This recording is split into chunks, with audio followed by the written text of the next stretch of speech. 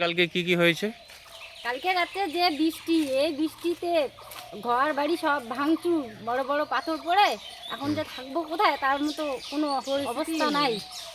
আর ওই যে ঘর ফুটো হয়ে আলুরও তো গেছে। দাম টাম নাই। এখন যে কি করে কি করব, প্রশাসনের কাছে আমাদের এটা আবেদন, আমরা এর ক্ষতিপূরণ চাই। কোন কোন ঘরের ক্ষতি হয়েছে?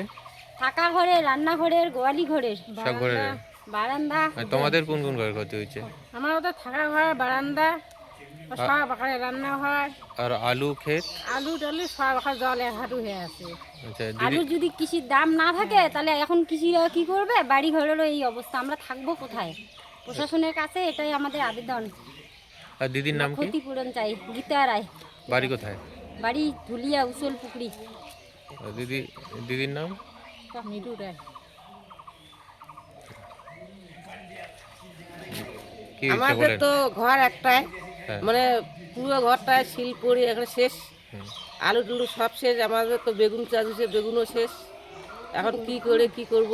রাতে শুয়েছেন কোথায়? রাতে থাকার মতো কোনো ব্যবস্থা নাই, বিছনার মধ্যে সব কিছু জল পড়ে গেছে, সব ভিজে গেছে, কাপড় চোপড় সব কিছু। দিদির নামটা? নামটা ভারতী রায়।